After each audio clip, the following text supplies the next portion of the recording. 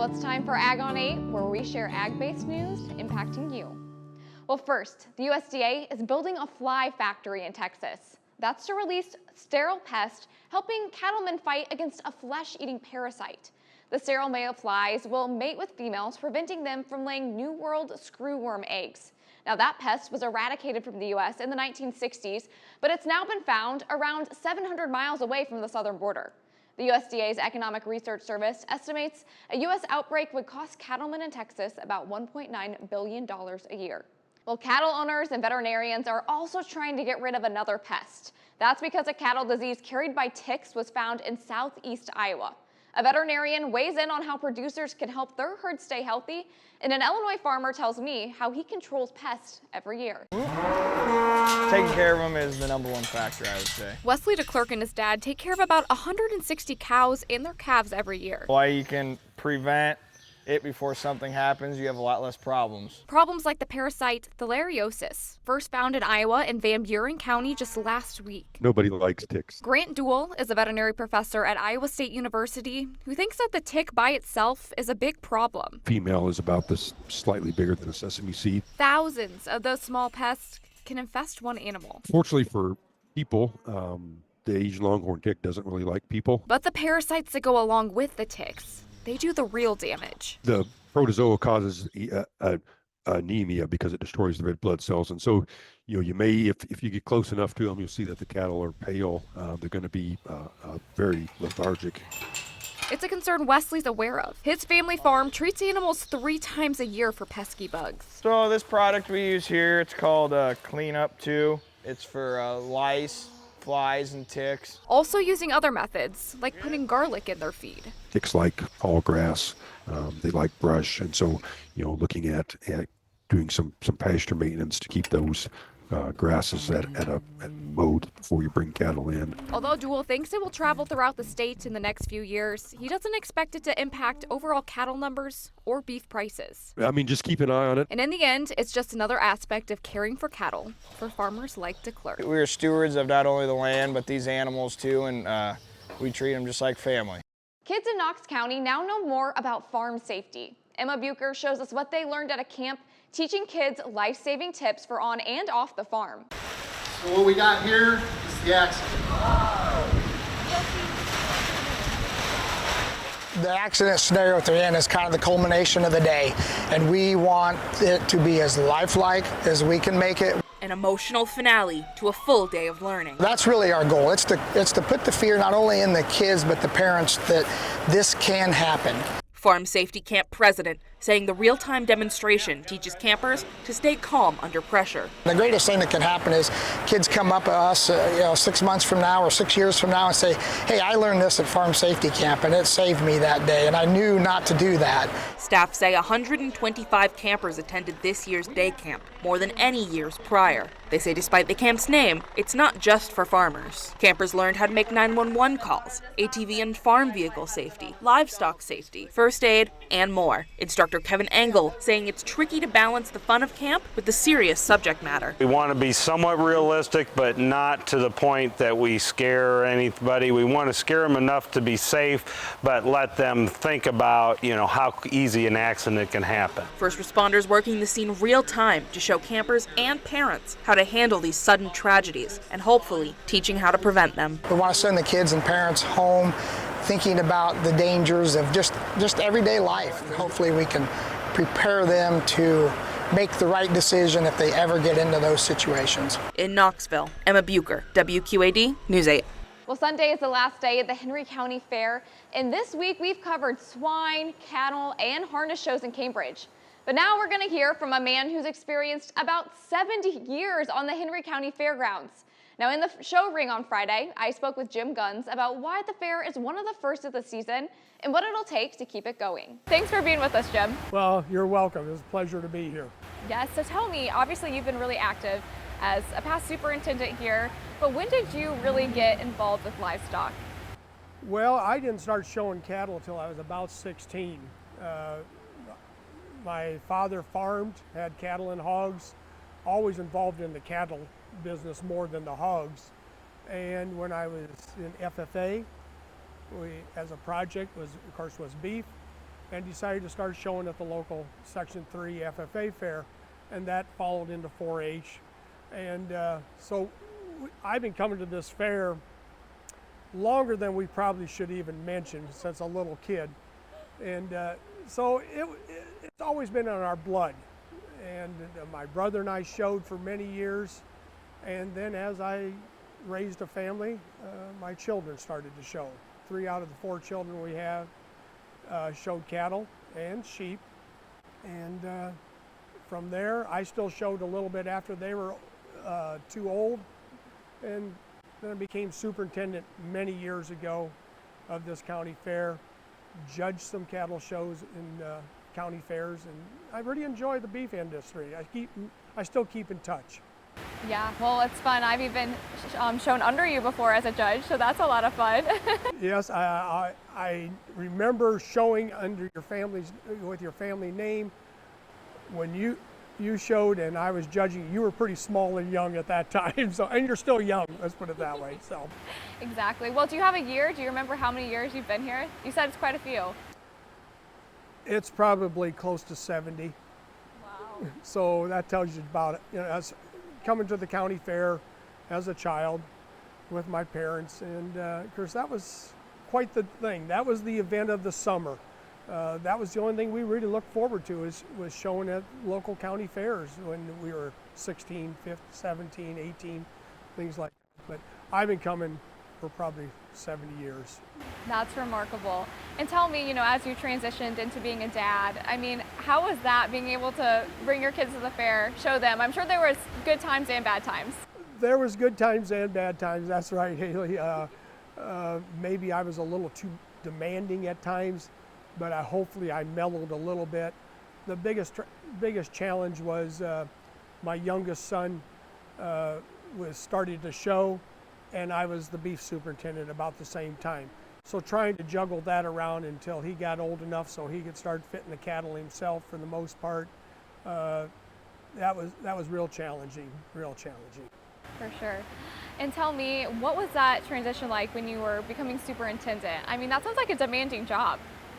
It was, and I may have created more work than it should have been.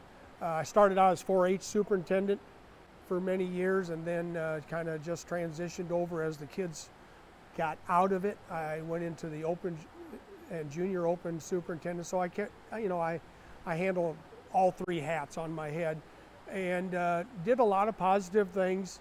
And when it was time for me to say enough, handed the reins over to Craig Anderson, which is now your current beef superintendent, and he has just done a fantastic job, gotten more money involved in for the exhibitors, did a lot of things, so I have nothing but the highest regards for what Craig's done too.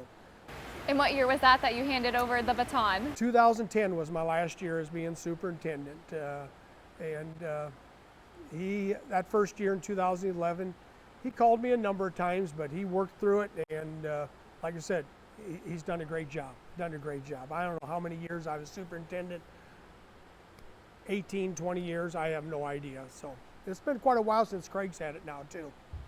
What would you say is the biggest change you've seen over the years here at the Henry County Fair?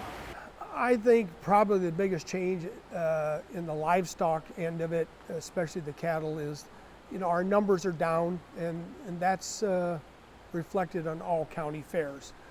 Even the county fairs I've judged, you know, numbers are getting less. I might have judged them 5 years before, and they're less now. The investment in time and money is the big thing, and as these families grow up, there's so many more activities for these kids to be involved with, whether it be showing livestock or baseball, softball, soccer, basketball camps and things like that.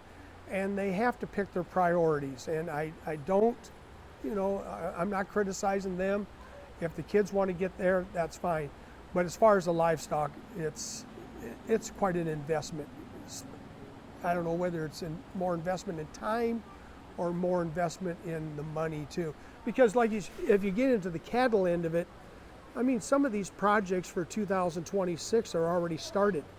You know, they've already selected their steer or heifer for next year. probably won't get possession until maybe September, October, somewhere in that area.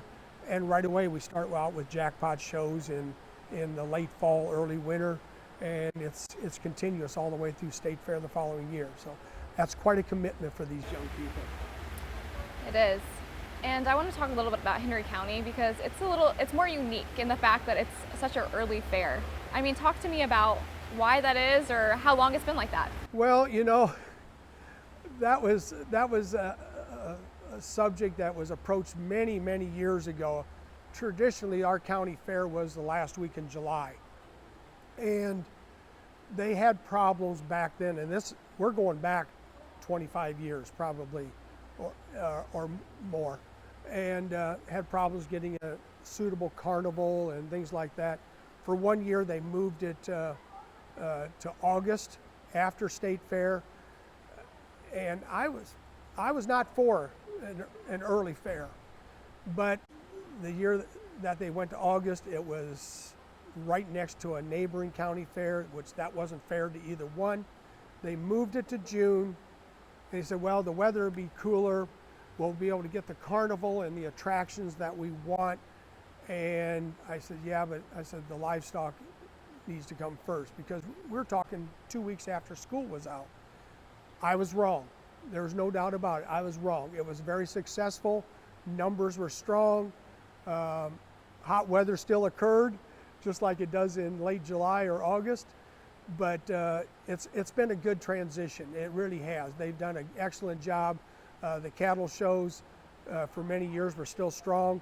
The hog shows were extremely strong. Back then, we still had a strong sheep show, and it worked out just fine. So can't complain. They've done a good job. The Fair Association has come through some troubled times over the years. If you walk around this fairgrounds now, it is as in good a condition that you could ever hope for. They've made a lot of capital improvements. 2000, this building went up because they called it the Millennium Building. They've put up a new office. They just, this past year, erected a new set of bathrooms over here. They've just done a super job, this fair board here. And tell me, what's it going to take to keep county fairs like this surviving over the next, so many years? That is a good question, and I don't know if I can answer that truthfully. It's going to take a strong fair association, a strong set of superintendents, which I think they are in place at this county fair, to encourage people to come to our county fair and hopefully get the attractions. Years ago, this fair survived on the exhibitors on this side of the driveway. Now they've added some entertainment, tractor pulls, whatever, demolition derby. So they're trying to attract a strong base on, I say, that side of the driveway, and I think they've done it. I think they've done a good job. Kind of takes both then? It takes both ends of it right now. Like I said, years before, if it wasn't for the livestock, this fair wouldn't have survived. But now this year, it's in these days, it's a combination of both. And then we're both obviously kind of from the area, both from the Midwest, but fairs like this don't happen all over the country. I mean, it's kind of around here. Why is that so important to the community in areas like this?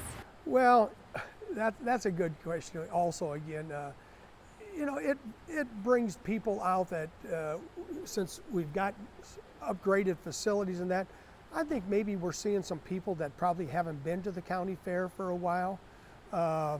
The show that's going to happen this afternoon, I started it years ago, a little bit later in the afternoon on a Friday, and it was amazing the amount of spectators we've got in here that normally came to the fair early that night to maybe grab something to eat, whether it be at the 4-H food stand or the pork chop pavilion or the corn dog exhibit or whatever it is, and then maybe go to the tractor pull or the rodeo or the singing act or whatever they had, and they were coming by to see a livestock show, which most times it's all done before they get here. And we were attracting a different group of people, and Craig has done a good job of keeping this afternoon show. It's earlier in the afternoon than what it used to be, and that's fine. I have no problem with that. But hopefully it's happening yet later this afternoon where maybe people coming to the fairgrounds for the tractor pull tonight or the carnival rides will see a livestock show. And I'm prejudiced, it's a cattle show. It's a cattle show. I'm pretty prejudiced too. Yes, you are. Well, thank you so much, Jim, for talking today. We appreciate all your thoughts on, all your years around here. It's a pleasure, and thank you for coming here too. So you have a good day.